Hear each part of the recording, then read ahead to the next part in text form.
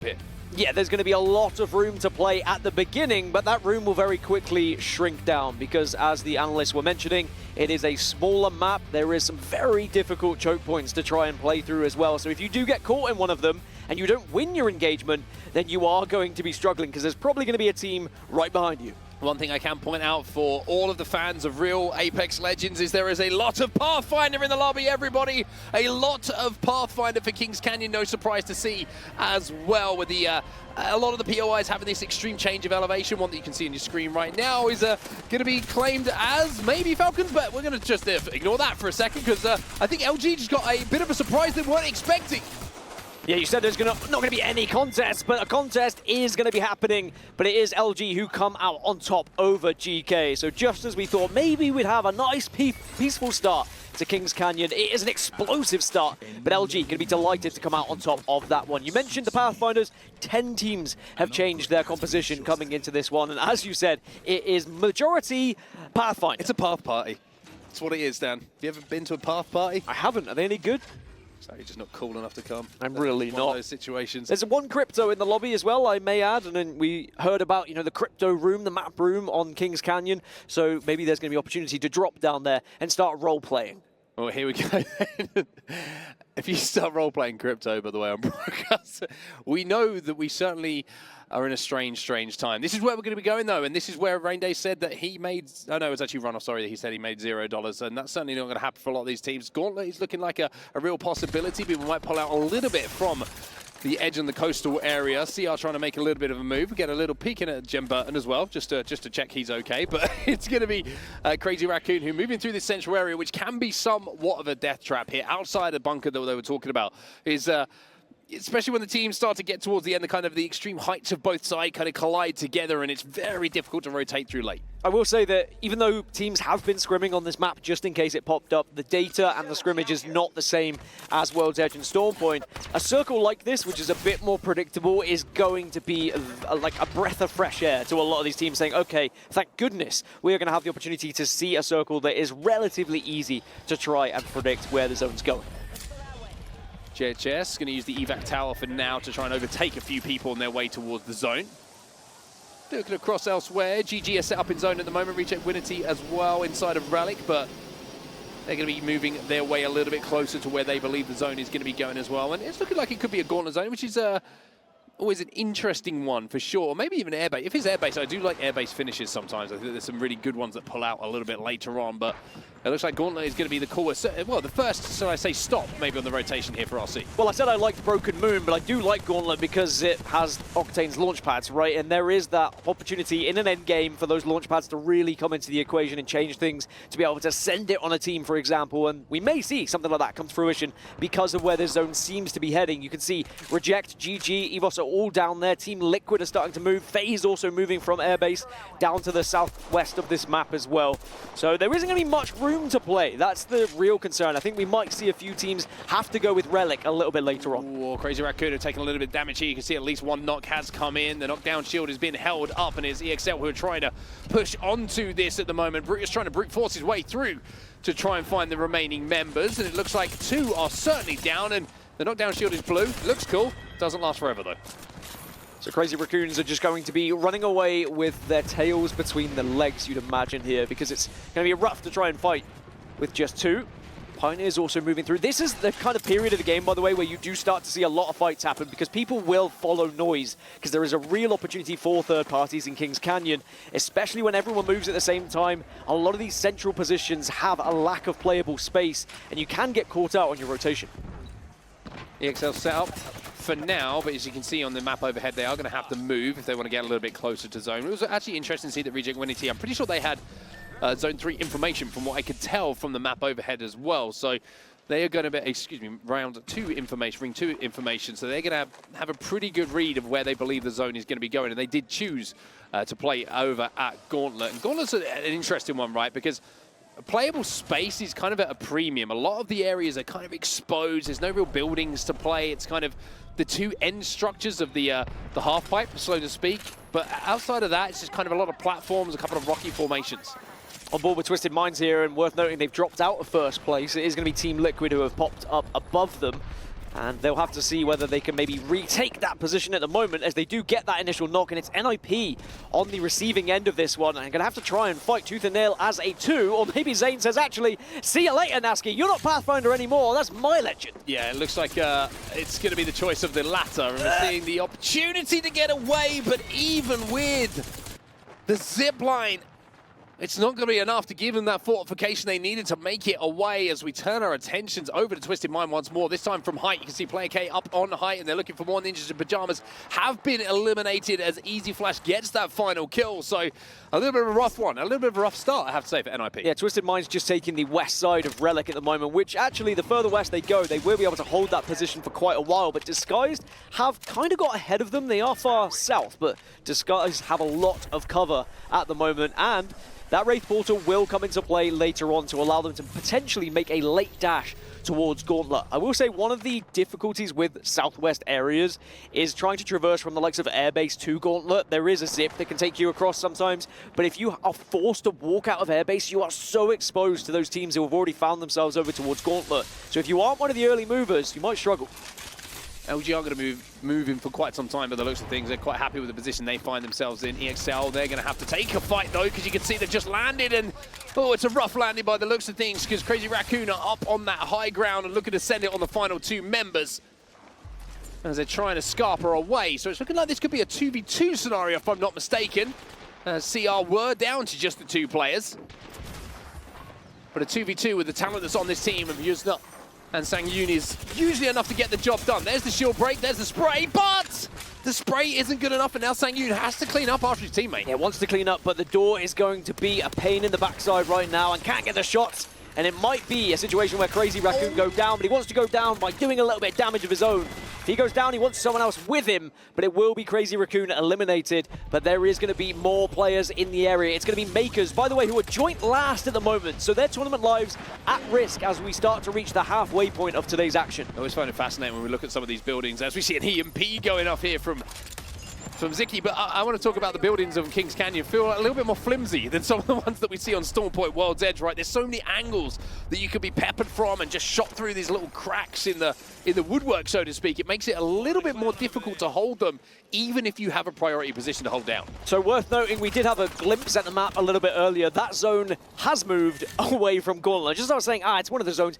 It's pretty easy to predict. It looks like it's going southwest. We see so many teams commit. Speaking of committing, Makers commit to the damage and take down one player of EXL, and there'll just be a solo left to try and survive. But a big zone shift, which is really going to impact those teams who committed heavily to the south. Look at the speed of this game, by the way. There's so many fights taken, and this is Kings Canyon, baby. This is what you can expect. Just fight after fight after fight after fight. And Guild now, you're looking to clean up a few more pieces of damage that they've done to turn it into kills and points. Legacy was a couple of grenades going in. The Arcstar following the frag grenade for now, as now he changes to the 30-30, and that is enough to get the final kill here. Ex-Cholo's laser will be eliminated, and that will be them picking up another point. That'll be them out, but that does mean we've only got, what, 16 teams left. Just like that, we see another team go down. It's going to be Red Rams falling, so it's 15. Far more fast-paced game than what we just witnessed on World's Edge. But this is what you voted for. This is what you wanted to see. This is what you did. This was your fault, viewers. But honestly, it's great to see Kings Canyon back on our screens. But maybe the players, some of them, not enjoying it as much. The zone shift, though, has benefited teams like Team Liquid, Luminosity, GHS, who have all kind of been waiting on that northern side and now have buildings to work with. Well, we're in the bunker, and we all know what it's like to get in and out of the bunker. It can be extremely tough to do, but if you're one of the best teams in the world, certainly it's a challenge you're more than willing to take. However, they are a little bit sandwiched at the moment, and I'm pretty sure they're not actually safe, if I'm not mistaken, where they find themselves. And you can see Makers are on one side of the bunker. On the other side of the bunker, if I'm not mistaken, is going to be Fennel. So this is a tough, tough spot for Falcons to try and work their way through. They need to be really clean in either fight here to give themselves the best chance to survive. And Pioneers are also in the area as well. So yeah, this is going to be a real scrap. They will be able to survive in this zone temporarily, so they're not going to be forced right here, right now to make a decision. But certainly as the zone closes in a little bit later, they will have to do something very quickly. This is the other side, though. As you can see, it's going to be Falcons who try and maybe play for some kills, and they catch KCP off guard here. Omnu will go down, so the negative rotate into the zone was not what was expected, and now you're going to see what happens on the other side of it. It's Fennel, who essentially do the exact same thing to Imperial How and Zero. Jimberton will go down, but they do manage to do enough damage to at least send them back. But it is a 2v3 situation for Falcons to try and overcome. Yeah, it was Fennel that were holding down that position within Bunker that was safe away from the zone. As Falcons left it, we saw Fennel take advantage of it, and now Fennel are going to have a 3 versus 2 here, and they are getting aggressive. They zip over, but this is How and Zero they've got to deal with, and they're not going to be able to. It's going to be a huge clutch coming in from Falcons, and even though Zero will fall, they should be able to reset here. But I tell you what, they've got to be quicker. They've got to get a move on. Maker's still on the other side of this zone as well, and they're going to have to be careful of those health meds. Well, Makers have just been able to push into the zone on the other side, and Pioneers have left, so Falcons are going to survive here.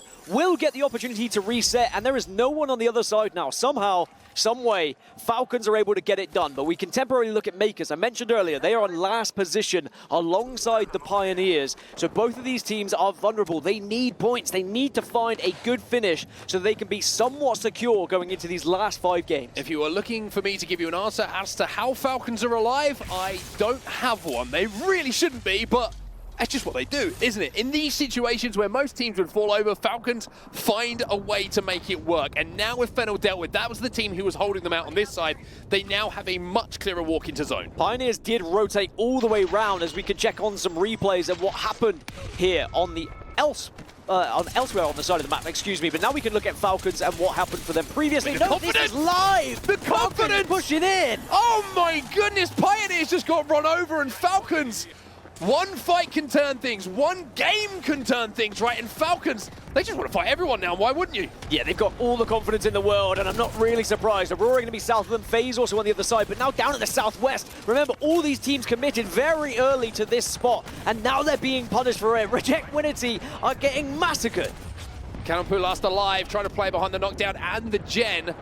Might be able to pick up a kill if he's careful here, but it's GG who are putting pressure onto the final solo on that low ground. It'll be Guild Esports who do get eliminated. And you mentioned the bounce pad. Well, it's a bounce pie. However, one player goes down. This is looking a little bit awkward. Kanampu still alive here, by the way. And all of a sudden, GG, one of those situations we saw them in on World's Edge, but it's the same result. They managed to get the kills. Reject Winity will be eliminated. But launch pads galore, because there's going to be more teams getting involved. GG go down. It's Team Liquid who full send it. They saw the weakness. They saw the opportunity for KP, and they grasp that moment and make sure they secure those kills, as there is a small lull across the map now as all the teams that were weak get eliminated. Falcons on the north. They have Aurora and Makers and FaZe all around them.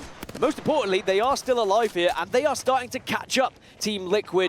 Remember, Team Liquid were leading, but are still alive. If you're wondering where the zone is ending, in the middle of nowhere is pretty much all I can give you.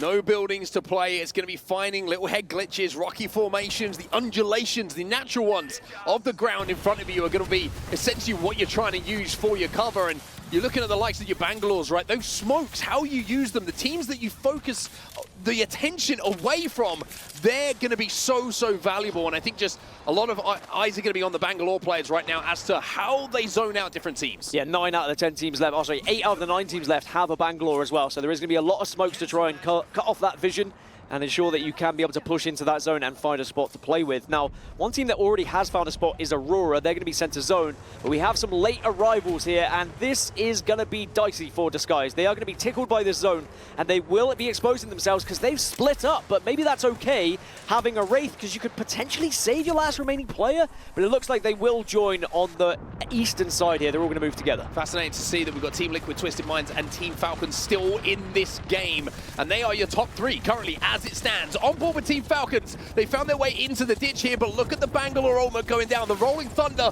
is causing them some problems. Zero has to take a few seconds to pop a battery, and this is what I mean about this end zone. Look at how exposed it is. Well, Falcons wanted Kings Canyon, and they have got Kings Canyon, and I want to see why they wanted it. You can already see all on full red. They've already done damage within Bunker, but can they make it count in this final zone? So many knocks elsewhere. No teams going down fully, though, as you see Aurora trying to escape. Disguise will be eliminated. Twisted Minds will also fall as Makers. This is a big game for them. 16th place overall at the moment, but how that could change as Aurora will fall as well. Makers were in last, so this has been the game that they needed. Maybe Kings Canyon was the key to getting back into this tournament. Luminosity will fall. 5 squads now remain. It's going to be FaZe, Falcons, Makers, GHS, and Team Liquid. But Falcons trying to catch up Team Liquid, and they are not far behind. And they hold this northern side, which does work out because there is a lot of map for them to work with here. This is going to be a very hilly terrain. There's going to be lots of ups and downs, a little bit of a head glitch available for certain squads. Interesting to see the Falcons are going to force their way into zone. FaZe have a lot of space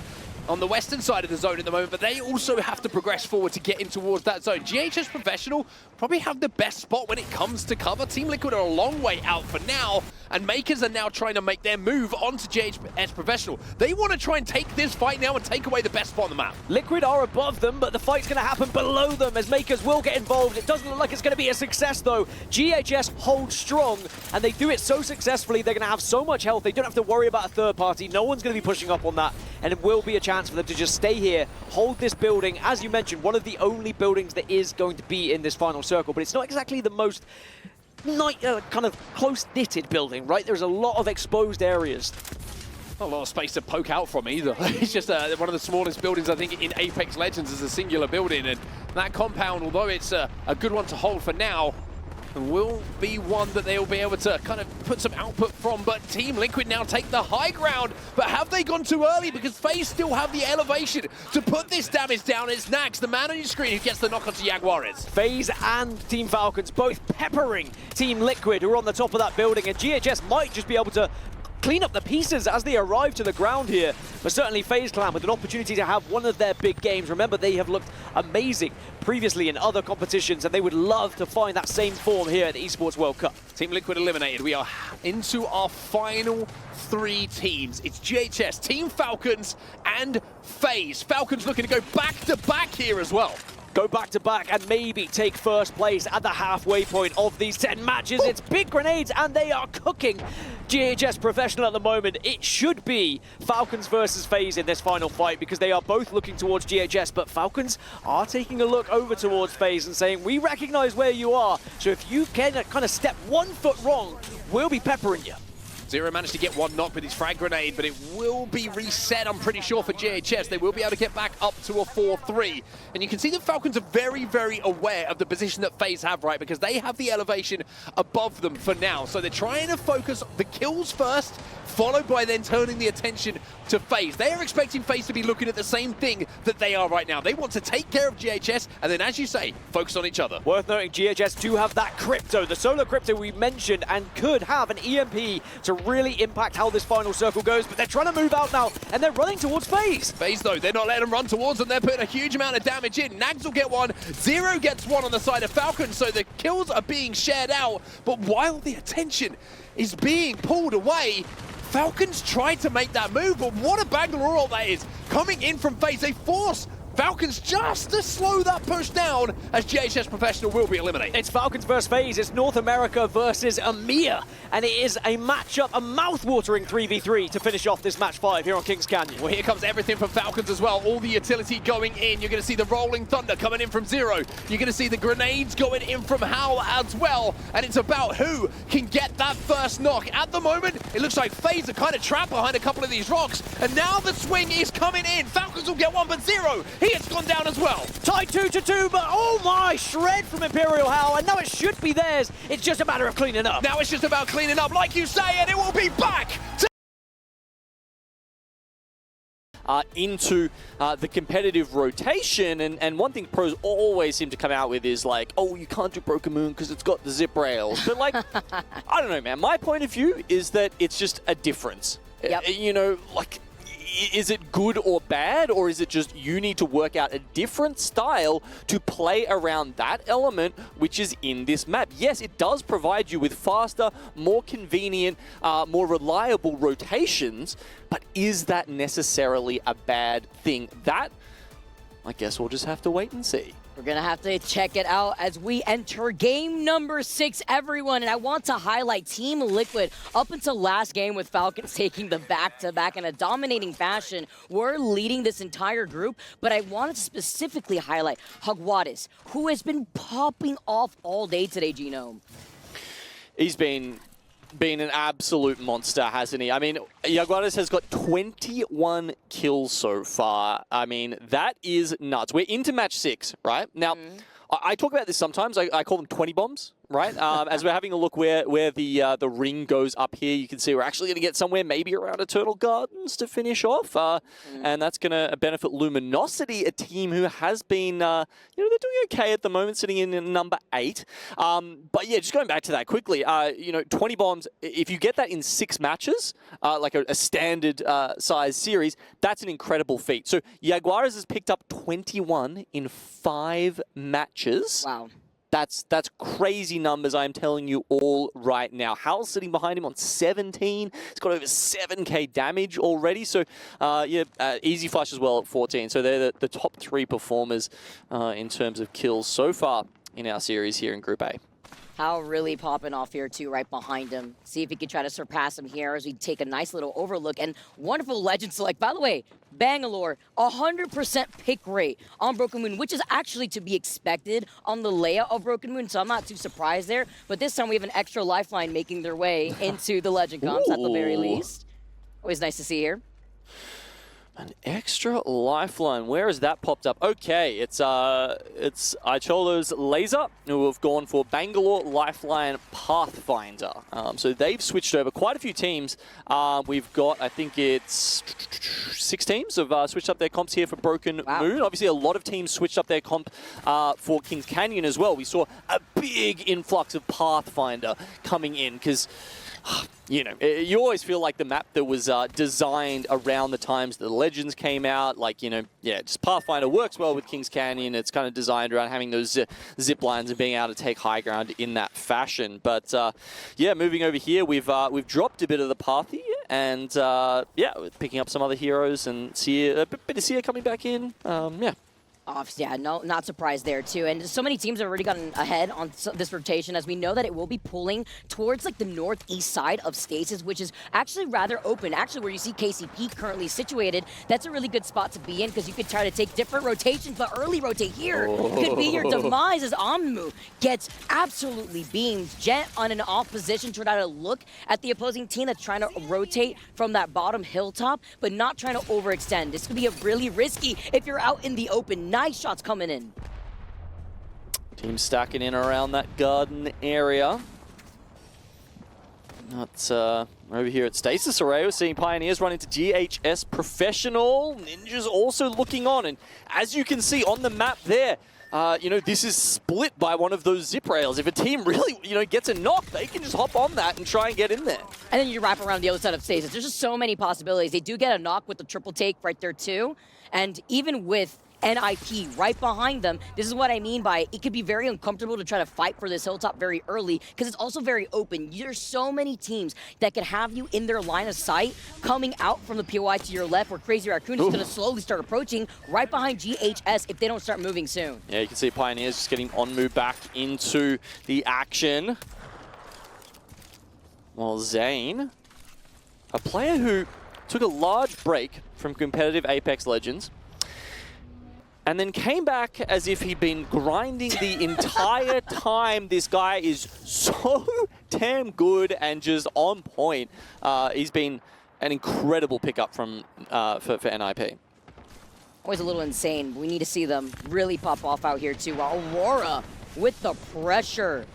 Finding 2 knocks on the other side here. Looking to get the finisher on the first squad in the lobby, and it is MKers finally eliminated here too. Team Liquid now trying to get away, and now with GHS also coming from right behind. There's so many squads congested in this choke. You mentioned it earlier on before we dove into Broken Moon, Genome, where these chokes just are so difficult to get around with the zip rails, also allowing you to try to get involved in the fight quicker. Yeah, I'm fascinated how teams try and hold these particular buildings where it's, I don't know, what are you going to call them? Like the zip rail buildings, essentially, where you tend to have like a zip rail going left and a zip rail going right out of the building. So, you know, if that's in a contested spot, our team's just going to try and, you know, full send you and come in on those. Will you have to deal with them from multiple angles, or will they take the slower approach and maybe try and, you know, get down in the underneath you in the building, something like that? It's just there's so many unknowns. Right. It's going to be so fun to watch those all play out here on our viewer map pick. It's always so exciting, too, because there's also a lot of areas to coexist on Broken Moon, too. Just to put into perspective, I believe there's only 7 teams that aren't in that next circle, as you could expect from like the likes of Aurora, who take their time and play by the edge. They're coming out of Breaker War, so they have Ring Console, Survey Beacon out here. Well, now we get to see more teams coming into Eternal Gardens, Guild, and you have Gaming Gladiators, GK as well, with Team Liquid not moving from their spot. But with more of these squads, Ninjas and Pajamas, for example, they land over by Stasis. They usually have a Ring Console there, so they were way ahead on that rotate to try to gatekeep other spots from that choke. Information is the name of the game sometimes. And the ring info is telling us it is going to continue to go northeast, Vicky. And I guess that's one of the other things, right, is there's certain tendencies in terms of reading the zone. You know, these top IGLs are extremely good at it. They've got thousands of reps in terms of, you know, looking at Storm Point and World's Edge. I'm not saying that we've cloned the TSM player, but they haven't done it anywhere near as much here on Broken Moon. So, you know, are they going to be able to read these zones correctly? And I mean, right now with Aurora and the way that they're playing with the lifeline, holding onto the high ground, being able to take out Dogma first, can't really see. Right there, just trying to reposition right through the smokes. Oi Rain in an off angle, but having to pop a med kit if he does have one. They get the finisher onto Dogma, trying to run away through the other side of the rocks. But while you do try to take this fight, in the distance, they lose out 9. Yeah, and you can see why this is a struggle for Aurora. 43 XP away from getting the purple, and purple means red. I mean, they're just looking for that poke damage to try and get that, to try and get the gold knockdown for the reses on the lifeline. But if you get gatekept from getting purple to getting level 3 in a lifeline composition, it just breaks apart the whole reason you're playing it. And that's why the priority of a team like Aurora is to play by the edge, to be able to get that perk on board and even hold your care pack until you get that perk ready to go. Oi Rain now, knowing that the opportunity is right there. Reject trying to run away. And Junghee's the last one taken out. 18 squads still left here and nobody around to contest Aurora, because KCP, the solo, trying to see if maybe they have an opportunity to get a res, because there was a replicator right there by Alpha Base. But unfortunately, not going to be able to really get much done with Aurora finishing that fight. Yeah, and that does indeed get them up to purple, as we were talking about, and Kazakh onto level 4, onto the red armors. Actually, interestingly, so, you know, Chola Laser, the other team who was running, we mentioned, has switched over to the lifeline. Just one little difference there for them. They've given the Evo cache that you get from the gift-wrapped package over to the Pathfinder. So that's just an interesting little difference. I mean, I guess, you know, your Pathfinder can be a little bit more aggressive. Do you want the higher shields on the legend who is going to be resetting your team, or do you want it on the point man, the one who's going to be taking a lot of the aggro? I think that's definitely a you know, a reasonable conversation and a sort of back and forth to have. That's a good perspective here too, or even your weapon compositions, right? Who has the long range that they can really capitalize off of that instead, or for even close to even getting that purple. As we take a look at Evos currently right here, they were called out by a team that has the high ground closer to the lip over to the right here too. But if they do want to make this approach, we noted it earlier on with NIP holding on top of the high ground cliffside. Crazy Raccoon has slowly rotated through stasis where there is a ring console. So you can expect maybe other squads to try to rotate in the same direction, just so that way they can also get that information.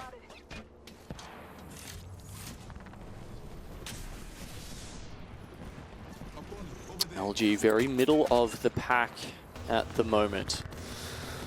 And they sit well within the zone. So despite the fact that they're on blues, they have a little bit of time to get their poke up. You can see, you know, 900 damage. It's going to be really hard for them to get any more You know, evocations, that's out of the question. It's really up to poke damage Wow. at this point. So it's, yeah, they really need to just try and keep the other teams at bay until they can get that, because otherwise, you know, the other teams are going to be like, hey, these guys are on blue, start pointing the fingers, and they're going to want to get in there. And they did force Team Liquid now to rotate through the north side where NIP have been on the other side of the zip rails. It was a little expensive, but it's worth it for Luminosity in that case, because even if it didn't work out and they were trying to put in the pressure as disguised, now find themselves in some trouble. Easy flash. Gonna be able to get that first knock onto enemy. Stuck in the circle right now here too while strafing Flame. Havoc in hand, not so much energy ammo here. He's got that blue extended energy mag, and look at the Evil Shield difference. Yeah, but it's a tiny spot that they're trying to play from. So you can see them just throwing the nades in there, trying to bully them, trying to push them even further back into zone. Because, you know, if they're taking flesh damage from the zone, Vicky, it doesn't matter that they've got the extra armor, right? They're effectively neutralizing that advantage. Exactly, and keeping them pinched right here too, and the pressure from the knuckle clusters as they have to look behind them just in case a third party was looking. Wow, the quick reposition action right before we swapped cameras there. FaZe was trying to go in for a third party. They managed to back away. All squads have now disengaged as we now tune into Aurora coming in from that north side, gets the crack onto the fuse. Nice angle here that we're seeing from Oi Rain. They've got 20 seconds. Actually, they're very close to the edge of the zone, so it won't close in very fast around them. That's one thing that they have going in their favor, but it's Team Liquid trying to hold them out here. Yeah, again, chokes are just going to be the name of the game here on Broken Moon. Love this flyby that we see side by side. Aurora, Oi Rain right off the zip line. Nizul is the first one taken out. That's why we saw that flyby, because Team Liquid was caught in a hard place. Team Falcons right behind the other side of Liquid. I mean, they were trying to desperately get away, but they were in the line of sight of not just Falcons, but Aurora, who are also brute forcing their way through. And you know what, Vicky? This is something I've seen a lot since Pathfinder's come back in. Teams will get that Zipline Zen upgrade when they get to the purple armor, and they kind of think they're invincible, right? Because you're taking less damage on the zip, but as you can see there, if you fly perpendicular to someone, it's actually quite hard to take them down. You do feel safe, but sometimes I think it's a false sense of security, and you go straight at someone, they will one-clip you. Especially on Broken Moon. I mean, that's why you try to rely on some of those crutches to try to desperately get out of that fray, or even if you're stuck by a choke where your backstar against the circle here. I love these side-by-sides because you can see where the circle is pulling. LG, I called this out. That's why they pressured Team Liquid earlier, and that's what caused Team Liquid's demise. But now we're kind of seeing very similar situation with only Player K alive for Twisted Minds. And look how many other teams have now shown face while nobody's trying to climb into the high ground. Player K has some room to breathe for the moment. Here we get an example of a zipline that's not so dangerous to take. Ajolo's coming off the back. These Twisted Minds are actually taken out, so they can't find their way out of this space. But look at this nice little card here that Fennel thought was going to be okay for them, but the South American team says no siree. That's a very quick clean up for them. I think that saw an evac tower going up there just to try and eliminate that high ground advantage. Wow, these guys are not stopping, Vicky. I love the South America representation here from ex-Cholos. Our South American squad brutes coming from Chile, Korea, from Argentina, Zell from Brazil here too, as they try to fight for the control in this building. Yes, they lost some of their life, but the third party now coming in after they take out GH as professional.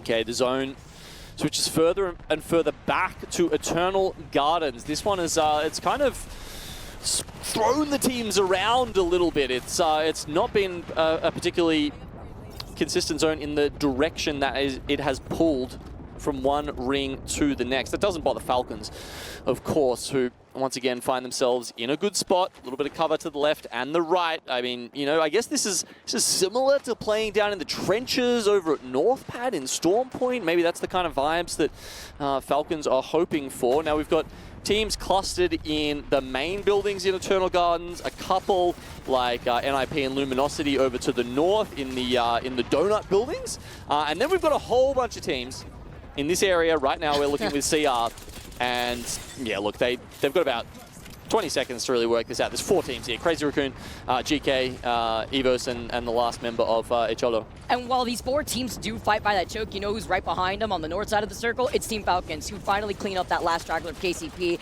Ex-Cholos get taken out here too. 8 squads left, and Falcons, uncontested, are just looking at the 4 squads in that show. Crazy Raccoon, GK rather, are right now in trouble with Falcons coming up behind them. Oh, this is ridiculous in terms of KP potential here for Falcons. CR and GK are just locked into it, looking at each other. They have to worry about the team that is right next to them. They can't even give any mind to Falcons. Meanwhile, they really can just hold the buttons down. I mean, I don't know if you guys saw the tweet from Hal not too long ago saying, you know, give me the devotion, see what I can do with this gun. And that was when he was the only one left alive on the team, I think, Vicky. And now he's got his team members with him. Are we about to get another Falcons win? What? A 3-timer right now? Like, I guess 3 times a charm for real for Team Falcon. That would be crazy, but Ninjas in Pajamas looking to show up. We were highlighting them earlier when we dove into this game that they really need to put points on the board now. We've reached that middle point, and they're outside the circle with Luminosity neighboring them. They could be one of the teams could try to sneak up right behind Team Falcons, but Falcons just look absolutely unstoppable. They are on a momentum tear, but going into this next circle, there's 2 teams that have circle advantage, and that's Gaming Gladiators and Guild Esports. Look, I see patterns sometimes, Vicky. In Game 4, we had Falcons first with 9 kills. Game 5, it was first with 11 kills. Is this a Game 6 win with 13? Because I can tell you they've already got 8. So they're on track. They only need a few more. I mean, there's 12 other players left alive in the lobby.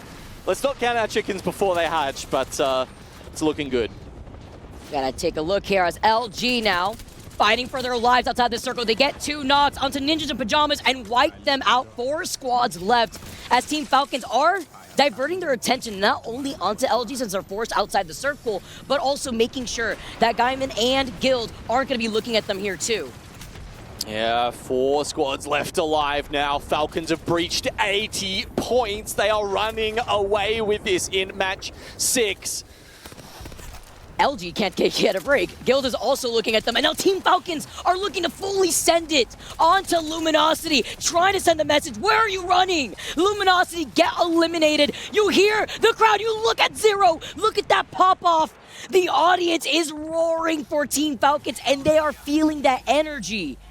So many Falcons fans, you can hear them chanting in the background. They've got 1, they've got 2, they want a 3rd win. Zero has been playing absolutely out of his mind here too with these calls. Look at how the way he's getting into opposition. But once again, they're in a good spot because they can play off of this natural terrain. Genome, you mentioned the trenches right between them, and there are 2 squads that are going to have to funnel their way. I know you have Guild on the high ground, you have GG on the low ground, but eventually they're going to have to funnel into Falcons' line of sight. Yeah, this is going to be a fascinating endgame. I mean, there's multiple levels, as you said, you know, cover to play around. Okay, Guild, they're holding onto their ultimates. Hal just going to keep those knuckle clusters on repeat there, try and make Guild take damage as they fall out. Does he have any ammo left in the devotion? You know, has he saved some of that just to clip those people coming out? I mean, that is a fearsome weapon, and it can change the tide in a tight endgame like this. Always a fair question, right, Gino? Especially when it comes to Hal and ammo, right? Always. I wasn't going to say it, but... Wondering here, though, with the way that they're playing over to the side, Gaming Gladiators understand that. With the pings, you can see Light trying to plan how they're going to rotate here. Ooh, nice Sear Tack. They're actually able to reach them, but it's a trade-off for Sear Tack to Sear Tack here. All the information that Gaming could also take advantage of, but they also have to look at Guild, who will be rotating from the high ground to the right. Light and Zero, the only 2 players in this final circle with red armor, interestingly. So still quite a lot of purples. That this is the time where you want to start pumping those grenades in. They have to get out of there, or they have to just tank the damage. I think it's going to be even more interesting that Guild is the only one with the Watson here that could be a big deal as Falcon approach. Okay, he's got it left in the tank, Vicky. Plenty of clips, plenty of bullets here for Hal to mow down the opposition. Get ready to zoom here through as Blast having to pop this shield bat circle, closing in right behind their backs. Keep an eye, once again, on these bang ults. This little ramp that the Guild can play on is actually massive. I think the other 2 teams are going to have to come out underneath them. I think it's advantage Guild right now. Ooh, playing off the low ground here. Zero taking a good amount of damage.